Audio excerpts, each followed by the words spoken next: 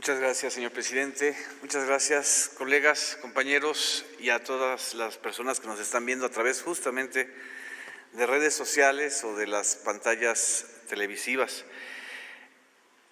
Estamos frente a tres rostros de una epidemia que tiene impactos en el lado sanitario y de salud, que esto cotidianamente se informa, en el lado económico, que es donde también se está informando y tomando medidas, pero esta parte que es la parte mediática y la parte de impacto social más fuerte es la que generalmente no se aborda o consideramos que es algo normal en esta nueva era de las redes sociales y de las redes digitales. La infodemia es, aquí vamos a la definición, es un término que utiliza la propia Organización Mundial de la Salud para referirse a la sobreabundancia de información falsa, maliciosa o medias verdades sobre la pandemia y su rápida propagación a través de las personas y de los usuarios, de todos nosotros, de redes sociales, a través de Twitter, a través de Facebook, de las empresas de Facebook, como son especialmente WhatsApp, Instagram, de YouTube. Lo que ahora estamos observando es que sí hay ganadores en esta pandemia, desgraciadamente. Y los ganadores son estas plataformas, justamente. El nivel de ingresos y de ganancias que han tenido en este primer trimestre del año, empresas como Facebook, empresas como Google, empresas como Amazon, como Microsoft y en menor medida, aunque muy importante también Twitter, son el resultado de esto justamente. Facebook tan solo en el primer trimestre de este año tuvo ganancias superiores a lo que los mexicanos residentes en Estados Unidos mandaron a México en remesas. Facebook tuvo 4.902 millones de dólares de ganancias, 5.000 millones de dólares, para hacerlo cerrado.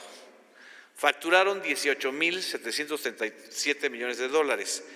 Y no hablemos de Google, porque Google es el gran gigante que tuvo más de 6.000 millones de dólares de ganancias, 6.836 millones de dólares. ¿Y a quién pertenece? ¿Y YouTube a quién pertenece? A Google. YouTube generó en este periodo un crecimiento muy importante de 52%, más que en el primer trimestre del año 2019. Entonces, cuando estamos hablando de infodemia, estamos hablando sobre todo de algo que es un fenómeno transnacional, en donde están estas grandes plataformas. Twitter, por ejemplo, también ha crecido mucho. Twitter ha tenido un incremento de los usuarios de 152 a 166 millones de usuarios en todo el mundo. Y en Twitter, sobre todo, lo que ha habido es una intensificación de la diseminación de versiones falsas y de versiones incluso hasta alteradas de videos que se truquean para dar la impresión exactamente inversa de lo que está sucediendo. Pasamos al segundo punto. El objetivo de la infodemia no es solo un problema de contenidos falsos, exagerados o de medias verdades, que también nosotros como periodistas o como ciudadanos a veces las tomamos al pie juntillas y la usamos de base informativa. El desafío principal es la rápida transmisión de esto. Es exactamente igual que el coronavirus.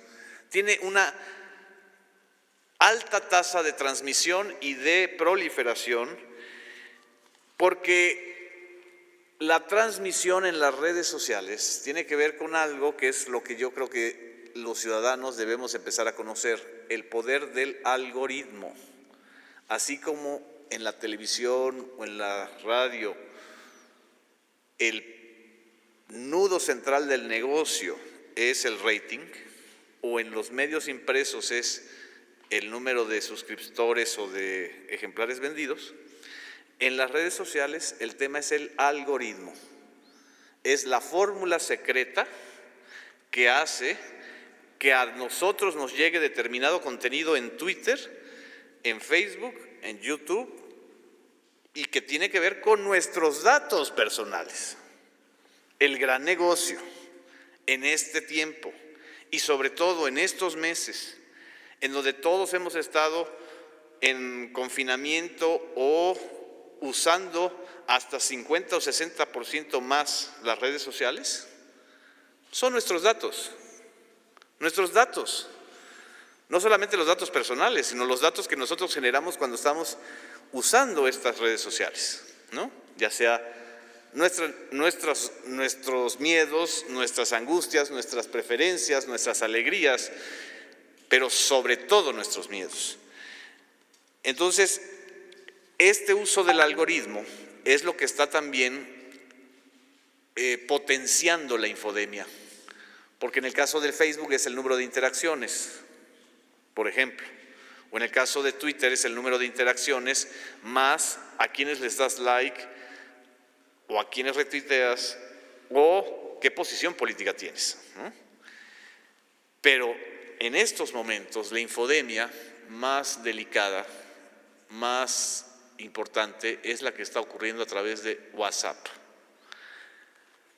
La infodemia ha bajado un poco, no tanto, en Twitter, porque los promotores de noticias falsas están como medio acalambrados, ¿no?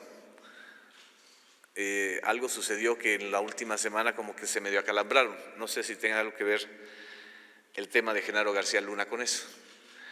Pero en WhatsApp se ha intensificado, a raíz de la tercera fase de la epidemia, la circulación de audios y de videos alterados, truqueados, que tienen como objetivo generar desconfianza social, generar miedo, sobre todo en los sectores más populares, en los sectores que no tienen acceso luego a contrastar la información.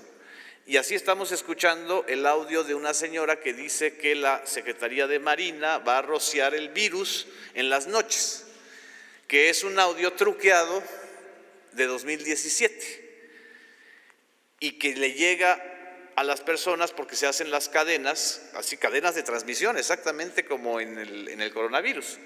Se hacen las cadenas de transmisión a través del WhatsApp. ¿Qué es lo que hay que hacer? Cortar la cadena.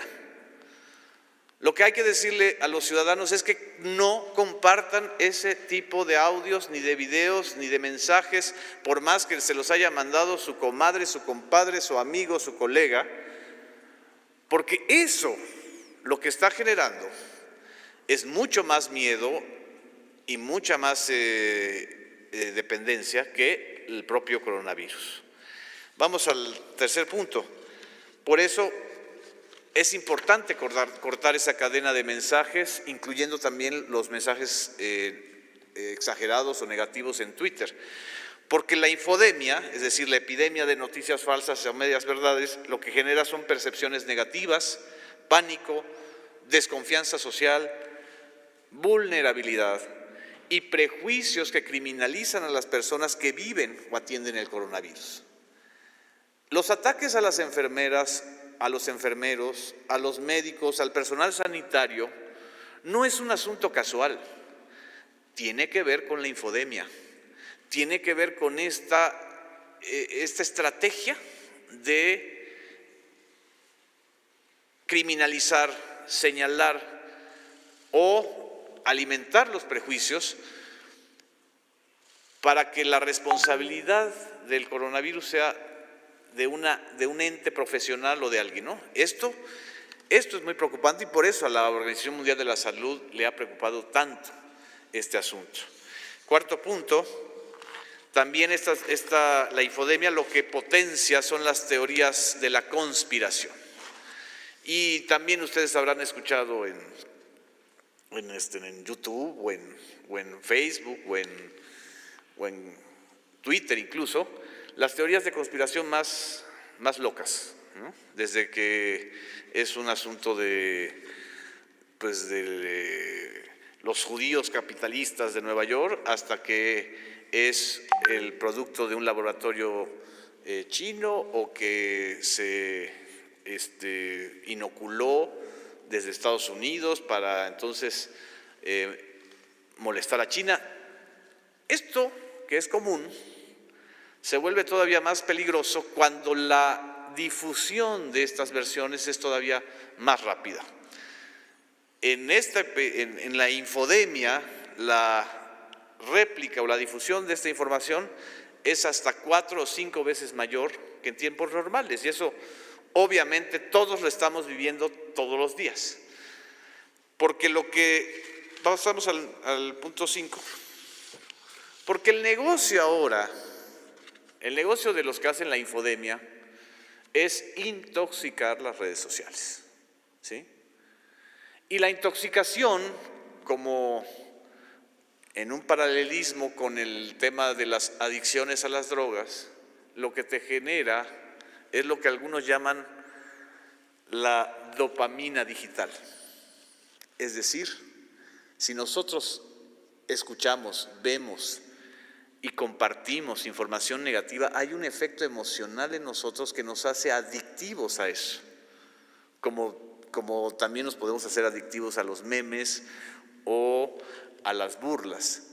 Este asunto es todavía más perverso porque se trata de enganchar a la gente, ¿sí?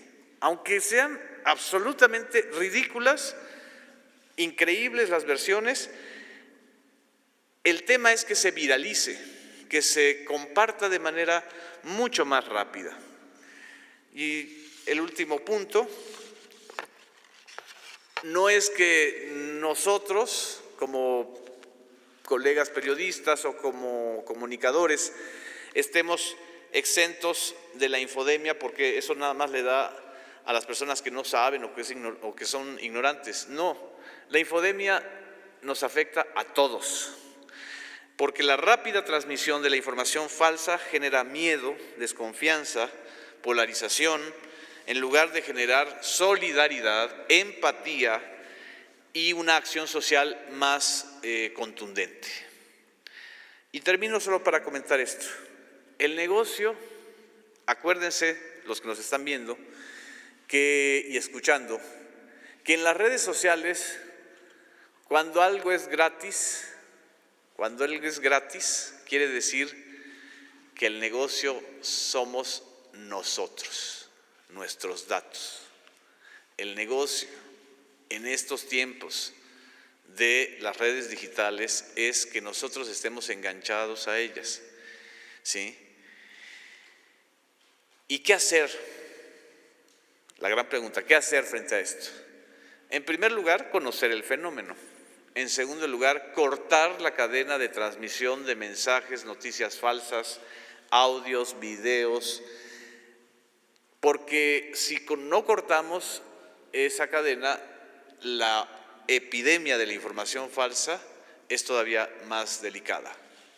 Nada más termino con este ejemplo. Qué casualidad que ahora en la tercera fase de la pandemia del coronavirus en México, que es la fase hospitalaria, ahora justamente el tipo de información que está circulando para generar desconfianza tiene que ver con hospitales del Seguro Social o del ISSSTE en determinados municipios que son altamente vulnerables, como Ecatepec, como Iztapalapa, como Tijuana, etcétera.